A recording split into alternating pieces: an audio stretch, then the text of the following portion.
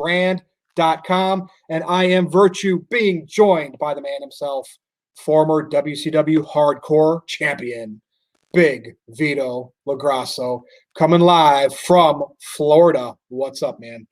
How is everybody tonight? I hope everybody's doing good. Good to see everybody because now we could actually see you, or I could see David. Anyway, but things are going good.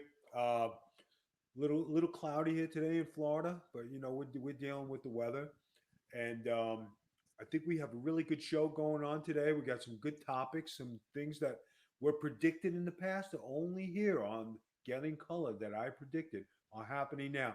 David, why don't you take it away because we've got a lot of topics to cover. Well, before we talk wrestling, let's get this out of the way. And I know at the end you always do your what's on Big Vito's mind, but Joe Biden will be the next president of the United States starting in January. Yes. So I know that you kind of enjoyed his speech. So we're not really political here, but it is Getting Color. And you know what? This is Vito's show, so you can say whatever the hell you want. Any thoughts on Joe Biden defeating Donald Trump, who is trying to contest this? What a loser. Guys, Sore loser. if anybody has been on my Facebook or my Twitter, I have not posted one political thing because I do not have a say in anything. I am one of those people who is unbiased. It doesn't matter to me. I know it matters, but like life and death and looking at this like some people, I don't take it to heart. When I heard this speech, it was very powerful and it sounded like a leader. That's why I wrote what I wrote on Facebook. That was one hell of a speech. Guys, you can't, when you hear something like that in a man's words, that's like Martin Luther King leading his brigade and fighting his fight. That's like John F. Kennedy. We're going back like decades to find somebody that powerful who had those kind of words and voice. Congratulations to President Biden. Like I said, you have to congratulate the man. He won. Nobody gave him a chance. I hope he serves us good for the 4 years he's in office. Go ahead. Hey, and a female vice president-elect, Kamala Harris. First time ever. I think that's going to be. I think that's going to be something trial and error. She's going to do some good things. There are going to be some things that people are not going to like. If it goes well, we could see a woman president of the United States. If it doesn't go well, this will be the highest office I think that we'll see for a woman in the White House. I'm not saying it's good or bad, but people have been fickle for a long time. So hopefully, congratulations to her. I hope she does a wonderful job. And I just think it'll be a good thing for everybody. Let's all put this nonsense away from us now and let's get back to real life. And with that, Vito, tonight, once we are off the air, we will be watching Tom Brady versus Drew Brees. And I think this is their second matchup of the year. Yes, and who won the first game? The Tampa Bay? No. Brees won it. So, and now Brady's been on a roll, and he's got extra help there, and Gronk's been playing better. Antonio Brown is there. What is your take on Brees versus Brady? Two legends. I think I think Tampa Bay is going to be extra motivated, especially with Antonio Brown in the house. I think that this game is going to be a blowout because the last one was a couple points, and those guys weren't in sync. They're using Gronkowski. They're using the receivers. They're more in touch with each other. And I think the rest of the year, you're going to see a vintage Tom Brady. And it's not taking away nothing from Drew Brees. Yeah. I just think that they caught them at the right time. It's revenge time. And I think Tom Brady is going to run rampant tonight. I think he's going to have a big game. I think the last game against the Giants was kind of a fluke. I mean, what do you think? Well, yeah, and here's the thing with Brady. Sometimes he's done this with the Patriots too. They'll lose a game or two you wouldn't expect them to lose, but then when he gets rolling, it's vintage Tom Brady. And I think right now they have so many weapons. They got like Ronald Jones and the other running back they had from Jacksonville that they got. The receivers, they got Gronk. Okay, they have Antonio Brown now, Mike Evans. They got the kid Miller who's made Yeah, making exactly. names. And I Yes, think who's the guy that had the concussion? He's a pretty good receiver, Godwin. got it. So weapons galore. And when Brady has weapons, watch out, league. No, I Watch think out. it's going to be a good game. I think everybody's going to be excited to watch. I bet you it has good ratings. That's for sure. You And know, as for the NFC East, they all blow. But the Cowboys played today. yeah, and they were. Let's check live because you know what? They were playing the undefeated Pittsburgh Steelers, Oh God, and up they are losing now, 24-19. They were beating them, they but were 4 minutes to go, and they're down. Yeah. really Yep. well. Good for them. I hope they get a victory out of it. Who else played today, my young stallion? Who else we got out there? I know the Jets didn't lose today because they're playing tomorrow, so that's big. Raiders beat Chargers. That's big. The Giants beat the Washington. Ooh, riveting game. Titans beat the Bears. Really, Vi- Nick Foles lost. no, Titans beat the. Oh yes, yes, you're right. You're right. Yes, Nick Foles lost. Wow. Yeah. Vikings beat the Lions. Okay. Chiefs barely beat the Panthers, but they won. A win is a win. Win is a win. Houston beat Jacksonville, not surprising. Baltimore beat the Colts. Buffalo beat Seattle 44-34. Wow, that's a shootout. Falcons beat my Broncos. Bummer. Steelers are up over the Cowboys, by the way, by 5. Couple minutes to go in that game. All And the right. Dolphins are beating the Cardinals. All right. So getting back now, we always do our sports for. Yeah. Getting back to Major League Baseball, did you see Joey Cora get his job back with the Boston Red Sox? Yes. Now, let me ask you this in correlation to that, what's going to happen with Carlos Beltran? I don't think the Mets owe him anything, and I don't think the new owner owes him anything. But on a bigger note, okay, now this goes for something big here. If they let these guys back in the game for cheating, World Series cheating, and that was manipulating the game, right? What does that say for Pete Rose? Dude, and then here's the thing. I don't even care all of this stuff he should have already been in. But yes, the guy had over 4,000 hits. And I don't care what he did. Like, how do you keep that out of the Hall of Fame? Like, But that is nuts. but not even that. But the fact that these guys did this, they cheated, they got caught, they got busted. All right. They got fired from their jobs. They didn't even get a suspension. Yeah. And Pete Rose is banned for life. I don't get it. I just hope that there's a certain period of time where they'll let him back in, at least just for his playing accomplishments. And then all these other things that have happened after him, like you point out right here, are giving every bit of a reason to allow this guy back in. I mean, you know what I mean? Like, you can't just pick and choose. the guys who got busted for PEDs, right? They'll get in the Hall of Fame, but it will take them years. Yeah. That's their punishment. To sit Bonds there. and Clemens will be the first two, and it's even going to take them a while because they were Hall of Famers before the steroid era. Right. So that's why those two guys will eventually get in my opinion. But yeah, it's going to take time. It's going to take time. But Pete Rose, I think he's been given an injustice. I think Pete Rose should be in there. I think because of these guys being allowed back to accept jobs in managerial positions. Yeah. That's contradicting what you did with Pete Rose. Exactly.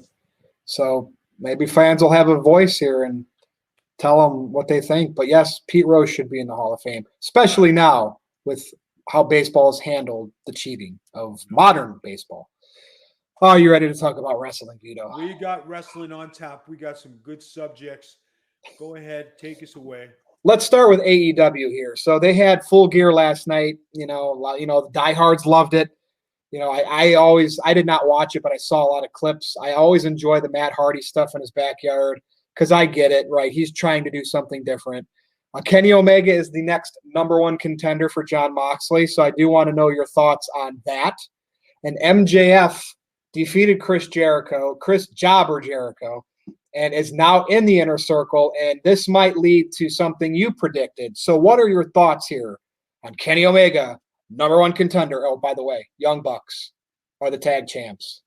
So interesting that the EVPs are getting their rise up the card here. Cody did lose his title, but he'll probably win it back. Take it away, Vito. AEW Full Gear Fallout. All right, let's start off with the Young Bucks Yeah, and the Revival. From what I saw, it was a great match, and they did it well. Um, the Young Bucks getting the titles finally. That's the way it should be. They shouldn't have been champions. They needed to be champions now. Now they beat the Revival. Okay. Hopefully they have a feud where it'll go back and forth a little bit. I would like to see that. But for the match they had, you got to give them props. They did a great job. The 450 the kid did from the Revival off the top rope from the outside in, that was great. I didn't think he had it in him when he went for it. I was like, wow, that's awesome. Some good athleticism. Um, but the Young Bucks do the high flying stuff. yeah. They're always on point. They try to be on point with their spots. Um, congratulations to them. I think good luck. I hope you make a million or another million, so it'll be all right. Uh, we're gonna get to the Cody Rhodes passing the title on. Cody shouldn't be in that spot. He doesn't need the title. And then somebody put online, well, can he, because of the trademark thing, now can he go for a heavyweight title shot because his name is Cody Rhodes and not Cody whatever. Interesting. You don't know if they're going to use it or not, but hopefully they just keep him out of the picture and let some other people shine who really need the belt and make him go on his way. Now we get to the coup de grace of the pay per view. Oh, well, hold on. They Yep. had a women's match, and I seen some complaints online about the women's division. Guys, let me say something. The women's division in AEW, as hard as those girls work, I don't think it's up to par with the WWE girls, and I think they're a notch below them. Not to say that they don't put in the hard work. I just think it's the caliber of talent that they have that they're working with, and that's not taking away nothing from nobody. But you could see that it is very tentative out there, and they want to get the spots point on. And sometimes you just got to let it flow, and you just got to go with the match. So I think that's why you see the lull in the women's division, and that's why everybody's complaining. They want to see more, but it's not happening. I think Gangrel and Hurricane Memphis Helms made an appearance. made an appearance. It was good to see them guys get back on TV. Did you have any updates to see if they were in offered contracts, or is it a one-time deal? No, just one-time deals so far that I know. And with the elite deletion in the Matt Hardy's compound, that's usually the case with guys like that. But you never know, right? We'll see. I mean, Billy Gunn's been sticking around, so I mean, bringing Gangrel and the Brood back and trying to do something like that with Matt Hardy and maybe somebody else, I think that would be pretty interesting. The Hurricane using his gimmick, it's fun to watch, and if he's with the right person, he could do great, tremendous things. I think if you put him in a cruiserweight thing, I think it's a waste. But I think if you put him in a funny spot because he's very very funny, I think he would elevate the TV pro and people would watch him. Just like when he had that great feud with The Rock, where he did some great stuff. I yeah. thought it was awesome. You know, um, the rest of the card, So yeah, Omega is the number one contender. So he beat Hangman Adam Page in the final of that tournament, and we know Moxley retained against Kingston. So now that's going to be the next feud for the title. I think that I've always said this. Kenny Omega's vanilla. It's very vanilla. What did you take from his match, if you saw any parts of it? He has just not been the same Kenny Omega outside of Japan. And it's almost like, with all that stuff he had with Jericho and everything he did over there, and then he comes over here and just kind of floated around. It's not resonating like it was over there. Maybe, you know what I mean? So he's got a lot of work to do, in my opinion, to convince. Now, he's got his diehard fans that probably think he can do no wrong. But, now it's him and Moxley. I mean, that's the big title match now. So, Guys, I think Kenny Omega is a very good Japanese wrestler for that type of style. Remember, guys, there's all these different styles around the world. Germany has a style. Puerto Rico has a style. The Dominican Republic has a style. Memphis had a style. The northerners had a style. The southerners had a style. When you go to WWE and you go up the pecking board, right? Developmental has a style, Raw brand has a style, SmackDown has a style. Same thing with WCW, guys. And if you could find your niche in a style, you keep it. Just like Japan. I mean, um, who is it? The uh, Gallows and Anderson, when they were in Japan, they were over Yeah. big, huge. They came to the States and they were made to be like kind of small. And I mean, in my opinion. And then they did some funny haha stuff and they weren't taken seriously. Then when they put them back with AJ Styles, they started to get on the rise and then they got released. So I don't think we're that cool. I just think Kenny Omega is not American. I don't see him winning the title. I don't think he's going to put asses in the seats. I don't think he's a draw. I honestly think he's a great wrestler to have great matches, but to put a title on him, I don't think he can pull it off.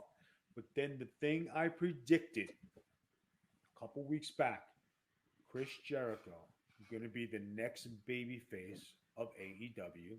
Doesn't need the belt, but he's going to make that whole crew of guys be something worthwhile because he'll have matches with one, two, three, four, five guys. You got five guys in there. Six. Yeah.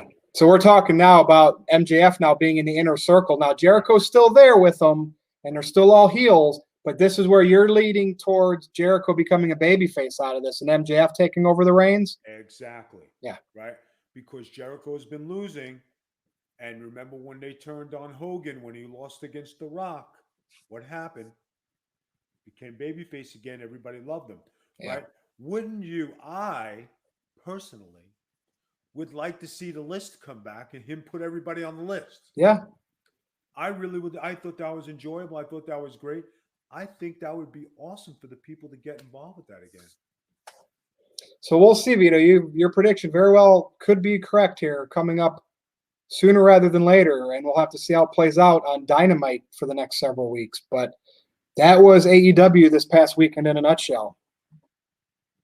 Want me to move on? Go ahead. I don't think we covered AEW pretty good. I think we hit it all the head. Yeah. Oh, wait a minute. Jack Hager.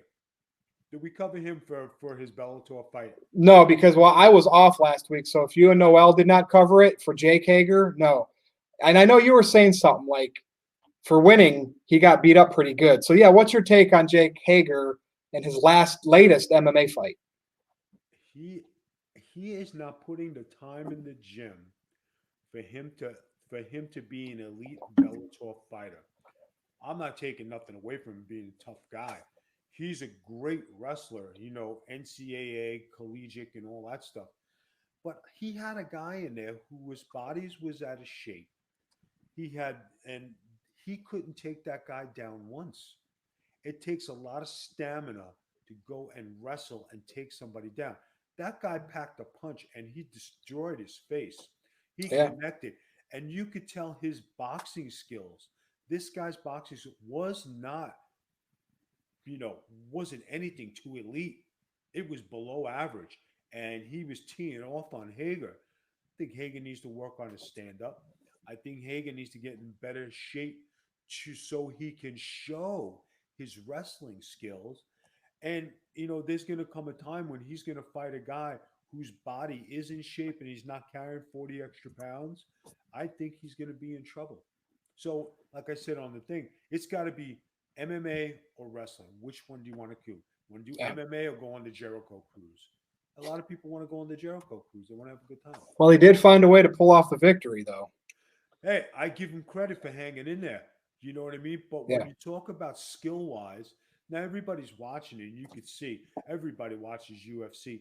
Everybody watches the upper echelon of the heavyweights in Bellator. Mm-hmm. Even the prelims in UFC when you go out of the contender, right?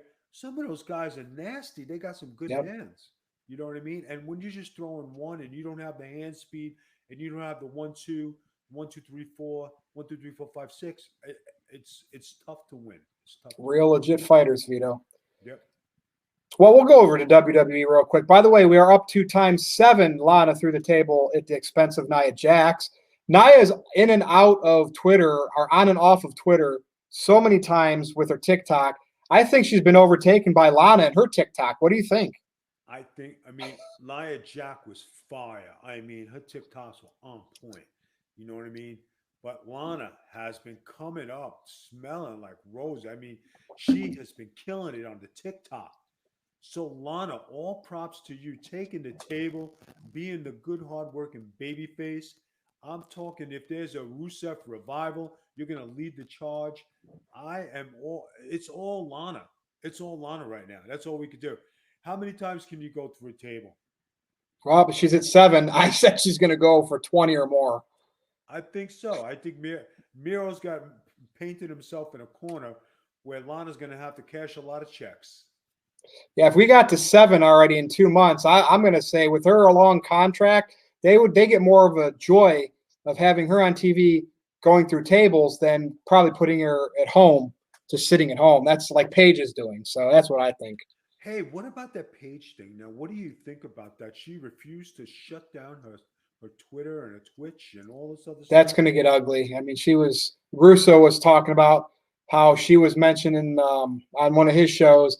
Uh, I think it was something Jeff Lane found out in a report. She was talking about wrestling unions. Oh, you know how WWE's going to treat her now. Mm-mm-mm.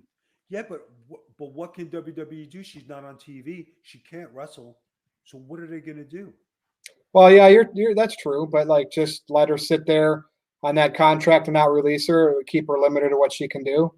Yeah, but she's still going to get paid no matter what. And Well, from them, but I mean, I don't know how they're going to handle their Twitter or Twitch now because everybody else shut their stuff down, right? yep, they want a piece of that pie. If she's bringing in money out on her name through WWE's recognition that Vince McMahon wants a piece of that pie, and that's exactly what's going on. Rumor has it, she's bringing in 6 figures. Through Twitch? 6 figures plus. Just Twitch, not counting her WWE contract. I'm telling you, yeah, 6 figures plus. It comes from a reliable source. It is good, good income for her. Where I think if she wanted to say F the WWE, she can make a good living off of Twitch and devote all her time there. And imagine the clothing line she could open up. Imagine the perfume line. Imagine lingerie and everything else that she can manufacture from the UK. Or if she's living, I don't know if she's there, but even if she's in the States, I think that she could be a hell of an entrepreneur for herself. Life after wrestling. Yep, and we'll cover it as we get more information and see what she decides to do. Jey Uso is now aligned with Roman Reigns, and I kind of saw this happening. The family, the Samoan family, and of course Paul Heyman's there in the background. Vito, I like the way this has been playing out ever since this storyline has developed on SmackDown. They're inching their way back up the ladder in ratings, 2.2, 2.3 million. We know they were hovering 2 million, a little bit under, just before Reigns came back.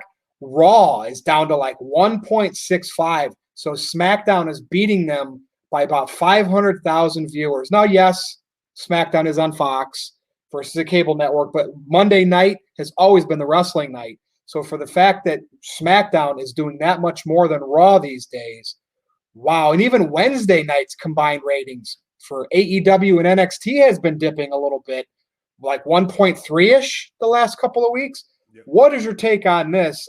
The Jey Roman thing, and who knows who else will get involved here? Naomi, Jimmy, Nia, the family, Tamina. This is gold, in my opinion. What do you think? Guys, like I said, you always hear it here first. The WWE is dying for star power and storylines, right? What would be the ultimate twist but for Brock Lesnar to come back? Yep. Jey Uso screw over Roman Reigns, and Paul Heyman goes with Uso, Jey, and Brock. They get the title, and Roman is sitting there with nothing. See, that's okay. So that's your hot take. I like the Brock thing that you said, and I think he'll be back. But I think it'll be Brock by himself trying to get over as a babyface. and the Roman Empire, or whatever you want to call him, will continue to grow his heels with Heyman. That's what I think. I don't know. Roman just remember you thought he was in some hot water going home for WrestleMania, and here he is in one of the hottest angles they got right now. But they're desperate too. That's true. They always are. All right. And then Sami Zayn making the dumbest comment I ever heard in my life. Another one? All the wrestlers should have a month off a year. Bro, you wouldn't even get in the front door back in the day, okay? And you wouldn't even be even a sniff in the dressing room. You'd be getting coffee for all those guys, okay? And you talking about you want a month off? I wrestled 7 days a week, twice a day, every day. You were over 300 days a year, right? I mean, and we didn't ask for days off. Yeah. Wrestling was your life. You were on the road, did your thing, that was it. If you had a union, then you could say, okay, we need a vacation, 401k, we get that. But you can't just say that and expect not to see ramifications because you're stirring the pot. So if Sami Zayn is stirring the pot, Paige is stirring the pot, AJ Styles is not really a happy camper right now. So say if they take a bunch of them, prominent guys, and they say, okay, we're standing outside, we're not working. What do? Call up NXT people. I don't know. No, but really, what would you do? What could they do if they have to put a show on and you got none of the stars there?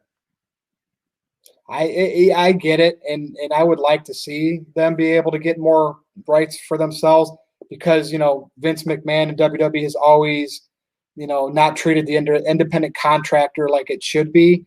But I mean, I'm telling you, he just overall Vince and his little company holds so much control over those wrestlers with those contracts. I don't know how many it would take and what big names it would take for anything to happen, but it would be interesting, Vito. If the heavyweight champ walked out and people followed, Yep. Champ walks out, you're not going to fire everybody. That's true. Now, here's one loyal guy for 30 years, Vito, and this is coming up on his 30th anniversary in WWE. He has been so loyal to Vince McMahon. He's made a lot of money off of Vince McMahon and vice versa, but that's The Undertaker. Now, we know that Last Ride documentary, he kind of made it like he was done. So I'm thinking just an appearance at Survivor Series since it is his 30th anniversary. But this is our big topic besides what's on your mind here later. What do you think of Undertaker at Survivor Series this year in a couple of weeks? Anything big going to happen? Is he going to get physical, or is this the final farewell until they do the Hall of Fame thing for him? Guys, you want to know what I'd like to see? And this is Big Vito LaGrasso being very creative. And a lot of times they do steal my ideas because they do listen to our show. It's hard to believe, but they do because I know what I'm talking about. How about The Undertaker goes back to the graveyard, sifting through his bones? Out comes Kane. Maybe, appearances by maybe a Cactus Jack, walking through the graves. And then he comes to the end of the line, and who is standing in his way? None other than Sting. Interesting. Now, there has been a small rumor that with Sting that he could pop up in AEW. I definitely don't think that. So very interesting that you brought up Sting. 100% wrong, because Sting was buried in the WWE and not given his due. He made the Hall of Fame. Yeah, okay, big deal. But he got buried by Triple H. He did the job to Seth Rollins. They really didn't put him over. So why wouldn't he go to AEW, make a couple million, go make an appearance or 2 or 3 or 4, and be okay with it? Yeah, I mean, and that would be money. That would be a draw. And I guess we will have to wait and see. But of course, desperate for ratings, desperate for people to tune into the network, desperate for people to tune into their shows. Undertaker is being billed for Survivor Series 30 years later. What a career, though. No, Like yeah, he is. one company. You know what I mean? One company. He never left when he got there. But you want to know something, guys? If he did go back to the graveyard like we talked about, and he did go through all his sifting of the bones, and he did have Sting not a confrontation, but a stare down. I mean, people would watch and people would be all over it, expecting a big match at WrestleMania, and that would be okay. You What know, type of match then? Would he do it like an actual match or a cinematic? cinematic Okay, for both of them for their own well-being, not to expose each other, that's a good point. right? So if they did a cinematic match, you know, nobody gets hurt, everything is done the way they want, and it's sad, but the Undertaker ain't doing the job. Sting is going to do the job again. Maybe that's the reason why this Undertaker Sting match has never happened. That's a good The point. Undertaker is not losing. Guys, in 1992, 91, Ric Flair came to the WWF. Hogan was there, Flair was there. Was Hogan ever putting over Flair? No, it was supposed to happen, but then they had to. Then it ended up being what was WrestleMania? It ended up being Savage versus Flair Right. and Hogan versus Sid. It was not happening because Hogan was not relinquishing his greatness and doing the job. Yeah, So when they finally hooked up in WCW, Flair is a businessman, and Flair wound up, I think, if I'm not mistaken, he put Hogan over. If I'm not mistaken, I'm not sure. But I know they were both in the ring and they both finally had that match. But guys, when you're the top dog, you are not putting over somebody who's supposed to be your equal or better. You are going to go over and protect your legacy. Undertaker's going to protect his legacy. If you think he gives a shit about Sting or anybody else or what the perception of the fans are, you're mistaken. yep. And one after Survivor Series, you and I will cover what happens, and we'll reassess it after we get more information. So with that, Vito, this final topic we always bring up, whether you want to do a to be continued or discuss something right now. What's on the mind of Big Vito? What's on my mind, guys, is I hope that all this political stuff can go to rest and everybody can get along, and all this stuff that you see on Twitter and Facebook and what's happening out there in the world.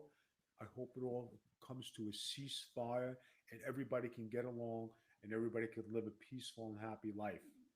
Because what you saw over the last 6, 7, 8 months was totally America ugly. And Yep. that's not what we're about. We're about freedom. We're about being blessed to live here. We need just to be ourselves, people, and enjoy life because we are privileged to live in the United States of America. I think people forget that sometimes because they have too much to say. Well said. And I think I just found my clip for Twitter from you because that, well said, Vito. Well said.